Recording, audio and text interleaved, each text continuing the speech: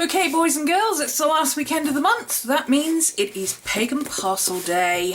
This is the July Pagan Parcel, and let me get it the right way around. Here's what's in it. Ooh! Ooh! Pagan Parcels Deluxe. Ooh! Lammas, also known as Lugnasa, is the festival of the first harvest. Takes place on August 1st or 2nd every year, which is why it's July, because otherwise some people wouldn't receive it until after Lammas, obviously. So is this must be the new deluxe box that they've brought out. Ooh. So I'm not gonna look at what's on the back there. So we've got various different bits and pieces on the back. This is the correspondences for Lammas, and this is a July calendar with moon phases, end of woodpecker month, moon going from Aquarius to Pisces, Stickelstad Day, whatever that is. Fun. Okay, so the Pagan Parcels Deluxe is the, funnily enough, the deluxe version of the original Pagan Parcels box. So it's like a really nice, even nicer version, because the original Pagan Parcels are fantastic. I'm just going to put that there so I can see what we've got. So, ooh, lots of goodies. Ooh. Right, so I'm going to go off the list. We've got 2 spell candles. That's these ones. Blue ones. We haven't had blue ones for a while, so that's nice. I do like these little candles. They're great for rituals and stuff. They last a little bit longer than tea lights. They burn for about 2 hours. So, blue candles for Lammas. Let's move this a little bit over here so I can see a bit better. Okay, so we've got 2 spell candles. Stone with an information card, which is this one. This is our stone. So this is purple aventurine. Oh, nice. I've not heard of purple aventurine before. I didn't know it came in purple. I've got green and I've got blue. Oh, it's a pretty colour. It's like a dusky lavender colour. It's almost, those of you who watch my art shows will know that I absolutely adore greyed lavender. The greyed lavender pencil. Prismacolor. It's my favourite colour. I absolutely love it. And this is almost identical. Oh, it's very nice. I like it. It's very pretty. Very, very pretty. So, this is to do with divinity. Most purple stones are because they're crown chakra. Helps clear emotional blockages and heighten spiritual awareness and guidance through clearer psychic vision. So, it's an intuition stone. Very nice. I've had a few people ask me how I store these crystals and herbs that I've got, and I am going to do a video, but I haven't had a chance yet because I'm in the middle of moving things around, so can't do that just now. Right, stone and information card. Incense. Incense. Incense. Oh, I'm very excited about what I'm seeing here. I can't find incense. Okay, I'll come back to incense. We've got hawthorn leaves, which I am not familiar with the correspondences for hawthorn leaves. Is it listed? It's not actually listed. Does it have an information sheet at the bottom? Sometimes it does. Sometimes it does. Let's have a look. Oh, there we go. There's an information sheet. Hang on. Information sheets. Ooh. Okay. Ooh. need my glasses. No, I don't know where they are. I'm going to have to manage without. So we've got, oh, here we go. So hawthorn leaves, magical uses include chastity, fairy magic, fishing magic and rebirth. I wonder what fishing magic is. Oh, literally fishing. Wear while fishing to ensure a good catch. Wear or carry to promote happiness and to protect against lightning. You know, just in case.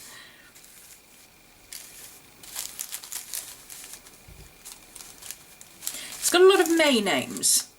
May bush, May tree, May blossom, Mayflower. Unusual to have it in a midsummer box then. You would have thought, or I would have thought that with a May name would have been a May herb. No? Yes? Not sure. Anyway. There's our hawthorn leaves. What else do we have? We've got nettle. Now, nettle is a warding plant. Nettle. Oh, I can't read it.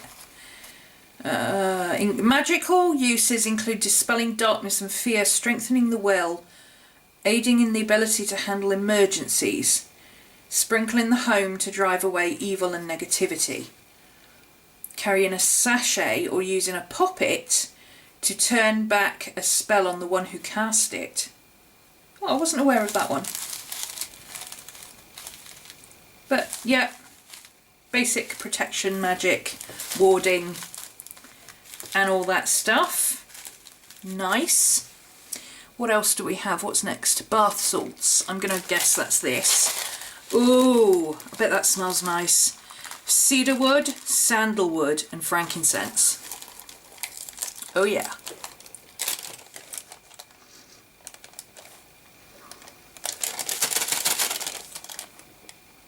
Ooh. High awareness bath salts. Very nice. Do we have a...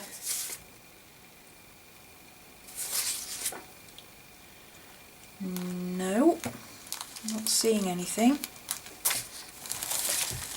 Okay, so just high awareness, just for, you know, if you wanted to, a lot of people use this kind of stuff for ritual baths and cleansing before they do a ritual or a spell or something like that. A selenite wand. Ooh, I've already got one of these. Ooh, I've got one of these already and it's beautiful. I love it. I use it a lot. Be nice to have a second one. Oh, it's beautiful. My wand is buried at the moment because I'm in the middle of moving my desk around, so I'll just unwrap this one. This is selenite. It's a moon crystal named after the goddess Selene. Oh, I love working with selenite. It's such a beautiful stone. Whoops. So you do have a, there we go, selenite, stimulating brain activity, provides clarity of mind. Rub selenite with your thumb and forefinger to activate the energies of the most conductive mineral. That's what I do with mine. I do that with it, rubbing it in your hand. Excellent for strengthening of the spinal column, physically or metaphysically, so giving yourself a bit of backbone. Redirecting energies is unparalleled in nature, and it can channel light much in the same way as fibre optics do. That's why it's used for moon magic, because moon light obviously is not as strong, so you use selenite. Look at it, isn't it beautiful?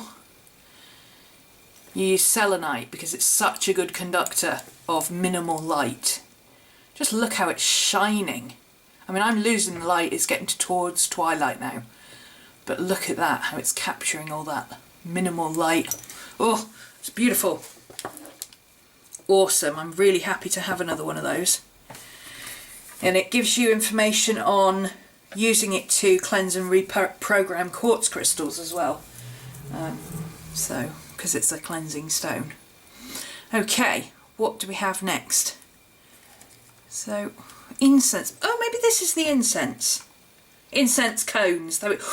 Dragon's blood. Oh, I love dragon's blood. My favourite scent. Oh, it smells amazing. Oh, yes. Oh, I've got to put some of this on. Oh, it smells absolutely incredible. Let me just grab my cone here. My burner.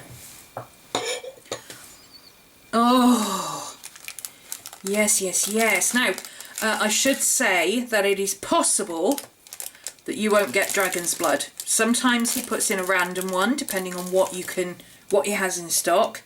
And sometimes it's supposed to be lavender for the seasonal things. And he puts in incense for me that he knows I like, because I can't have lavender. I'm allergic to it. But he usually swaps it out for dragon's blood or patchouli. But look at the dragon on it. Oh, that smells amazing. Even without being lit, it smells fantastic.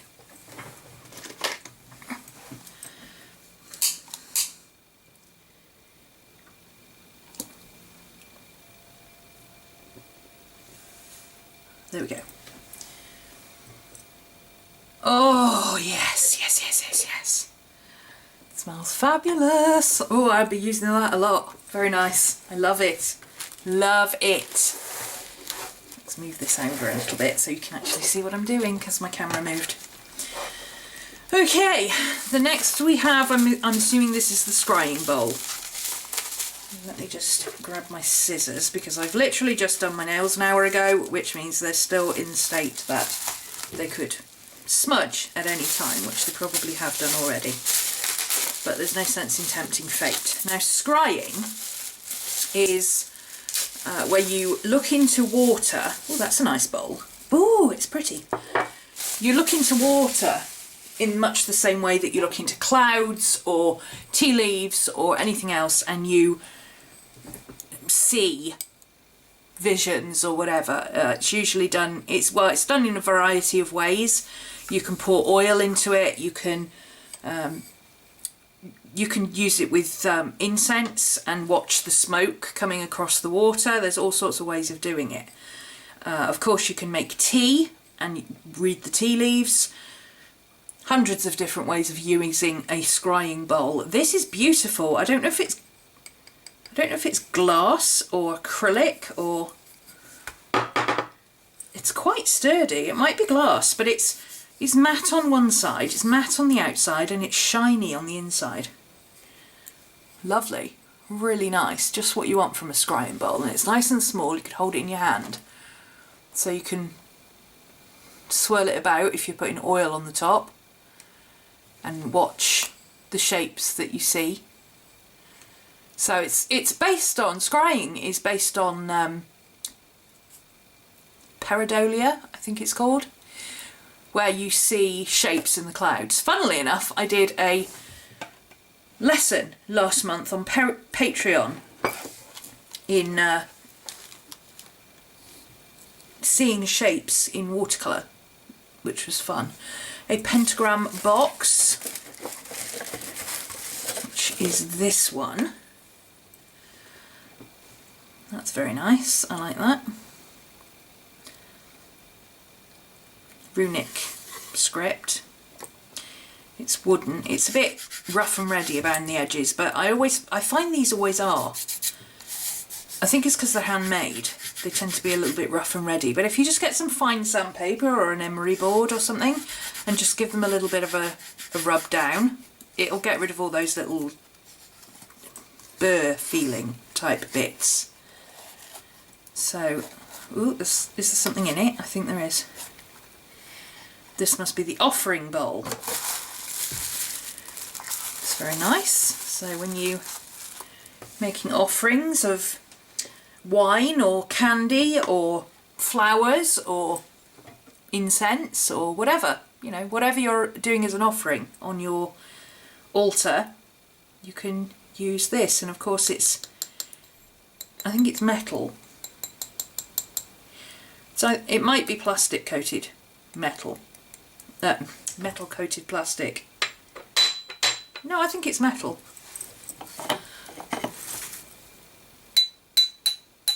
Yeah, I think it is metal. It's probably aluminium or something. And you can use these for mini cauldrons as well if you need to, but you need to stand them up off a surface. Something like this usually works because it's metal, it conducts the heat.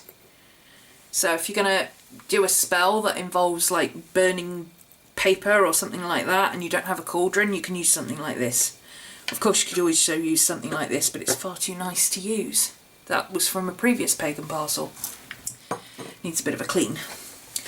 So there we go, there's our very nice box. I'm rather impressed with that. That is a very nice box. I like all the tools. So they are a little bit more expensive than the pagan parcels, and obviously you'll need to look up on the website, I'll put the links down below, how much it would be to get it for where you live, because obviously postage is going to affect the cost of the box. But I do know that they're not that much more expensive than the standard pagan parcels, and you do get quite a lot of stuff. You get the larger size of herbs and several tools that all go together. Obviously you can use selenite in divining and scrying. You could also use your offering bowl for divining and scrying as well. If you're making tea, you can make a small amount of tea in it, or do herb scrying or whatever. So yes, very interesting. I like this box. And of course you've got your instruction information. There's one on the selenite wand, there's one on nettle and hawthorn leaves, and there is one on scrying. So how to do basic water scrying. This is done to meditative music. So there you go, there is your complete deluxe pagan parcel for July. Thanks for watching, and I'll see you again soon.